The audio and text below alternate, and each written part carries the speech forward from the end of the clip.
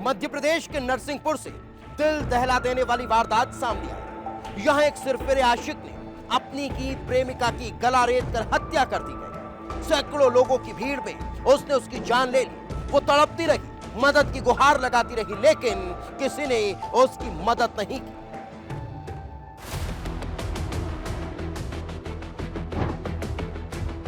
नरसिंहपुर का जिला अस्पताल एक ऐसी वारदात से दहल उठा जिसकी शायद ही किसी ने कल्पना की हो।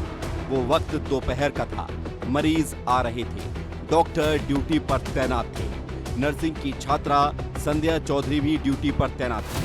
वो मरीजों की देखभाल करने में जुटी हुई थी। इसी दौरान एक शख्स चाकू लेकर अस्पताल के अंदर दाखिल हो जाता है।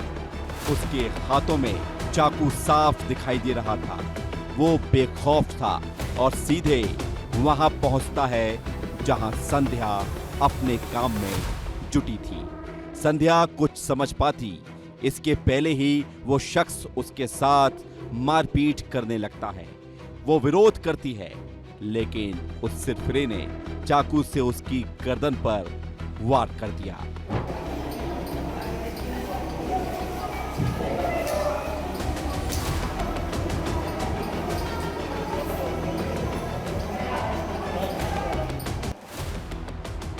संध्या लहूलुहान हो जाती है और एक ही झटके में उसकी गर्दन को वो काट देता है। वो तड़पती है, लेकिन हमलावर जैसे हैवान बन चुका हो, उसके हाथ रुकने का नाम नहीं ले रहे थे। वो किसी कसाई की तरह उसका गला रेत रहा था। जब ये हैवानियत हो रही थी, उसी दौरान सैकड़ों की भीड़ थी, लेकिन किसी ने उसे बचाने की कोशिश नहीं की। लोग तमाशबीन बनकर सिर्फ तमाशा देखते रहे और कुछ लोग सिर्फ वीडियो बनाते रहे।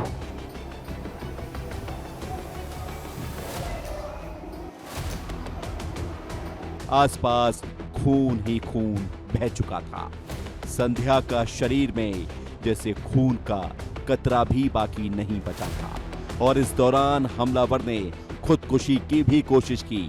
वो खुद का गला रेतने की कोशिश करता रहा, लेकिन जब देखता है कि संध्या के शरीर में हलचल बाकी है, उसके शरीर में जान बाकी है, तो वो फिर से उसका गला काटने लगता है और तब तक काटता है जब तक कि उसके शरीर से खून का एक एक कतरा नहीं बहा देता।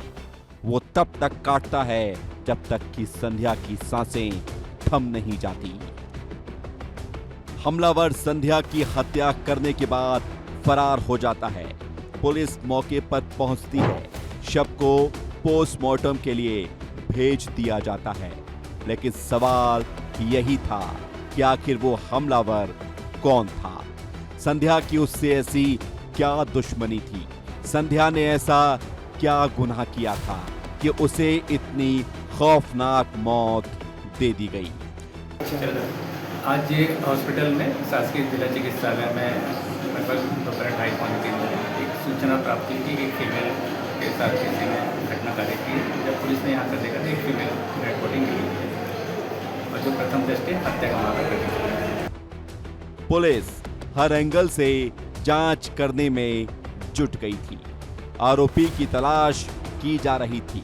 तभी देर रात पुलिस ने उसे गिरफ्तार कर लिया और जो फिर खुलासा हुआ वो हैरान कर देने वाला था। आरोपी की पहचान अभिषेक कोष्टी के तौर पर हुई है। अभिषेक और संध्या एक दूसरे को जानते थे। सोशल मीडिया के जरिए दोनों की पहचान हुई थी। वो संध्या से एक तरफा मोहब्बत करने लगा था। वो उसे पाने की हसरत पाले हुआ था, लेकिन संध्या ने उसके प्यार को कभी स्वीकार नहीं किया। बस इसी बात से वो नाराज हो गया था। उसके अंदर गुस्सा पल रहा था और एक दिन उसने तय कर लिया कि अगर तू मेरी नहीं हो सकती तो मैं किसी और का भी नहीं होने दूंगा। जो हत्या करी गई है उसमें तत्काल आरोपी की गिरफ्तारी कर ली गई थी बहुत ही शॉर्ट टाइम में और उसको जेल दाखिल भी कर दिया गया है और इसमें अग्रिम विवेचना जारी है। संध्या का परिवार टूट चुका है।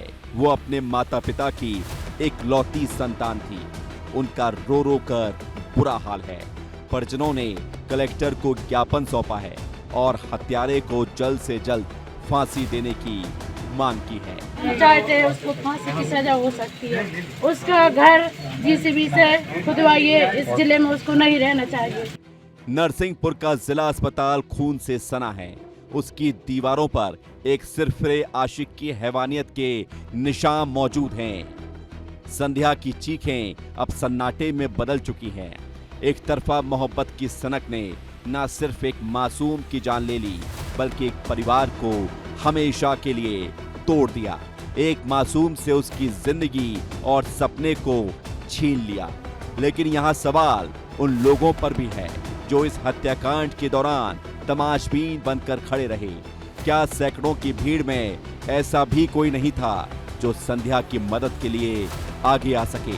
अगर किसी ने हिम्मत दिखाई होती तो शायद संध्या और इंसानियत दोनों जिंदा होती।